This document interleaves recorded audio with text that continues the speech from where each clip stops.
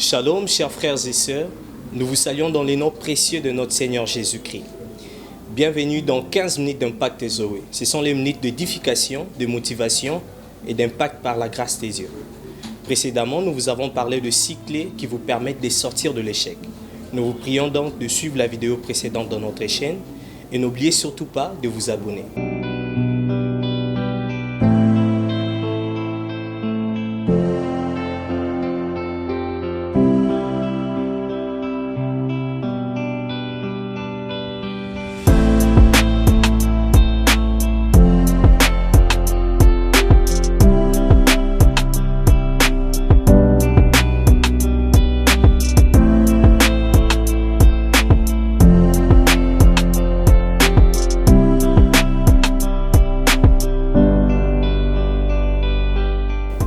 À présent, nous allons vous parler de 3 clés qui vous permettent de sortir de l'échec parce que c'est une série et dans cette vidéo, nous allons vous présenter 3 clés qui vous permettent de sortir de l'échec.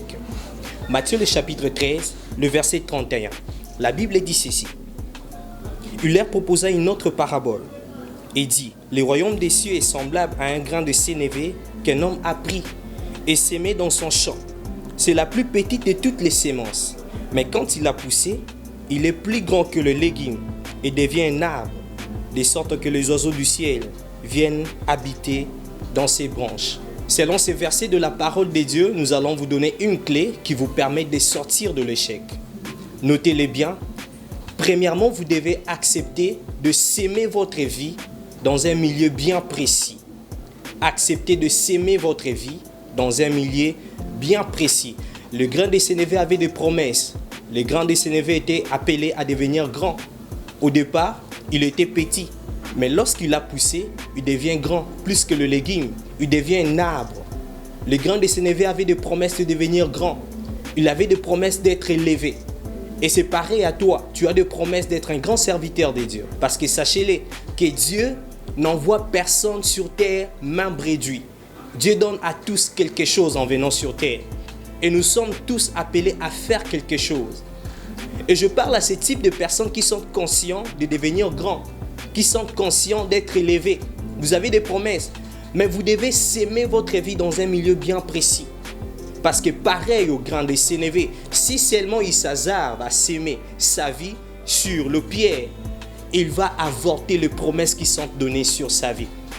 J'aimerais appeler une personne par cette exhortation, par cette motivation à apprendre à s'aimer sa vie dans un milieu bien précis. S'aimer sa vie dans un milieu bien précis peut être pour ceux qui sont appelés dans le ministère, apprendre à s'aimer sa vie au pied d'un homme de Dieu, apprendre à s'aimer sa vie dans une église, apprendre à s'aimer sa vie dans l'œuvre de Dieu, apprendre à s'aimer sa vie dans le ministère, localiser les lieux de sa bénédiction et s'aimer là votre vie. Vous allez le récolter demain. Vous n'êtes pas appelé à être partout au même moment. Vous n'êtes pas appelé à être au pied de tous les hommes de Dieu au même moment. Vous n'êtes pas appelé à servir Dieu partout au même moment. Dieu vous a appelé à être élevé quelque part. Et vous devez localiser ces lieux de votre élévation. S'aimer là votre vie. Vous allez la récolter après 2 années, après 2 mois, après 2 jours. S'aimer sa vie ne va pas être facile. Parfois, lorsque le grain est sémé dans le sol, il accepte le poids de la terre. Il accepte assez que la terre puisse dominer sur lui. Et c'est pareil avec nous. Lorsqu'on sème notre vie dans un milieu, parfois c'est difficile. Nous avons des opposants. Parfois, nous avons des personnes qui ne croient pas en nous. Parfois, tu as des personnes qui s'opposent à toi, qui ne croient pas à ton ministère, qui ne croient pas à ta grâce. Mais tu dois être patient. Parce que sachez, chers frères et sœurs, que nous ne recevrons jamais tout au même moment. Nous devons apprendre à donner du temps à Dieu, d'apporter ce qu'il doit apporter dans notre vie. Dieu a prévu de grandes choses pour vous et vous devez donner du temps à Dieu d'apporter ces choses dans votre vie. Et vous devez localiser les lieux de votre bénédiction. Sémez-y votre vie et après le temps, vous les récolterez. Vous n'êtes pas appelé à entreprendre partout. Vous n'êtes pas appelé à servir partout. Vous n'êtes pas appelé à suivre tous les hommes de Dieu. Il y a un milieu, un lieu bien précis de votre bénédiction. Et vous devez le localiser et s'aimer votre vie.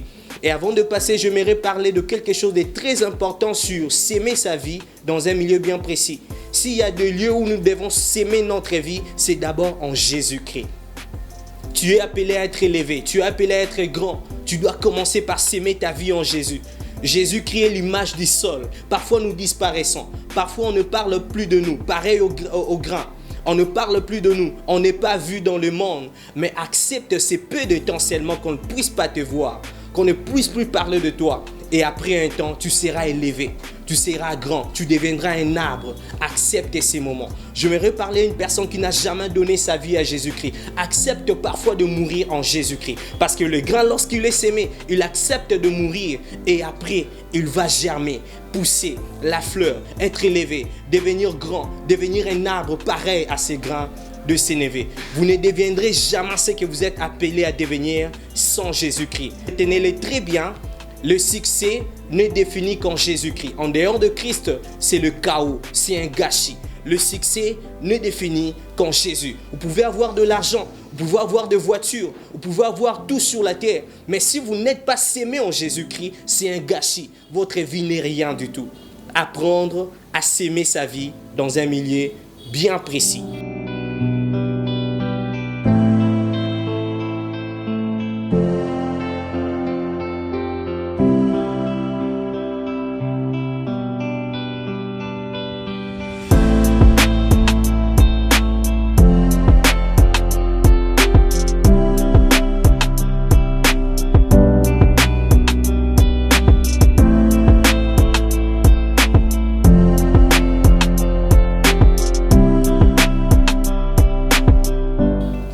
La deuxième des choses, vous devez respecter et obéir à la loi de service répété. Si vous voulez sortir de l'échec, acceptez d'obéir à la loi de service répété. 2 Rois, le chapitre 4, le verset 1 à 6. Il est donné ici l'histoire d'une femme de fils de prophète qui vient auprès d'Élisée et demande grâce. Il dit que son mari c'était un fils de prophète. Et après sa mort, le créancier est venu pour prendre ses 2 fils et faire deux esclaves. Élisée demande à cette femme qu'est-ce qu'elle avait chez elle à la maison. La femme répond et dit qu'elle n'avait qu'un vase d'huile. Élisée lui donne cette recommandation d'aller chez le voisin, de prendre les vases et de se renfermer dans la maison. Retenez bien ceci. Élisée dit que cette femme puisse prendre le vase d'huile qu'elle avait, qu'elle puisse déverser sur le vase de voisin. Et la Bible mentionne qu'à chaque fois que la femme était entrée de déverser de l'huile sur d'autres vases, l'huile ne manque pas. Et j'aimerais dire à une personne au travers de ces versets, à chaque fois qu'on est en train de déverser sur les autres, à chaque fois qu'on est en train de déverser de l'huile sur les autres, l'huile ne cesse de couler sur nous. La loi de service répétée. Vous voulez sortir de l'échec, vous voulez être élevé, continuez à servir. Continuez à servir Dieu. Continuez à servir dans votre domaine. Continuez à servir. À chaque fois que vous bénissez les autres, l'huile ne cesse de couler sur vous. À chaque fois que vous ne cessez de bénir les autres, la bénédiction de Dieu ne cesse de couler sur vous. À chaque fois que vous ne cessez de nourrir les autres, votre vie ne manquera de rien. C'est la loi de service répétée. Parfois vous échouez parce que vous vous lassez si vite. Vous vous reposez si vite. Refusez de vous reposer lorsque vous n'êtes pas fatigué. Lancez-vous dans l'œuvre de Dieu. Lancez-vous dans votre domaine respectif.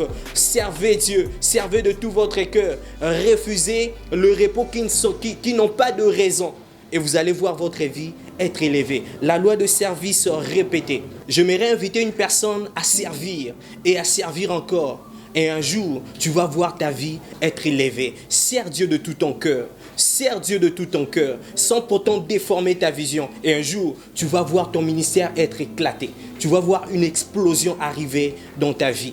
Et même si vous êtes dans votre domaine de la science, continuez à servir, continuez à travailler. Un jour, vous allez voir l'explosion arriver dans votre vie. La loi de service répétée. À chaque fois que nous déversons, à chaque fois que nous servons, l'huile, la grâce de Dieu, la bénédiction du ciel ne cesse de couler sur notre vie. Sers Dieu de tout ton cœur. Parfois, on ne reconnaît pas le service que tu es en train de faire. Parfois, on ne reconnaît pas tes efforts. Parfois, on ne reconnaît pas le sacrifice que tu es en train de faire aujourd'hui. Sers Dieu de tout ton cœur. Parce qu'en servant, parce qu'en coulant l'huile sur toi ne cessera de couler. Et pour terminer, je nous parlerai d'une loi très importante que nous devons écrire et même intérioriser. Notez bien cette loi, c'est la loi qui nous permet de briser les forteresses de notre esprit. Si vous voulez sortir de l'échec, vous devez apprendre à briser les forteresses de votre esprit. Une forteresse, c'est un lieu bien fortifié dans le but de résister à une éventuelle attaque ennemie. Lorsqu'on est dans une forteresse, on est protégé.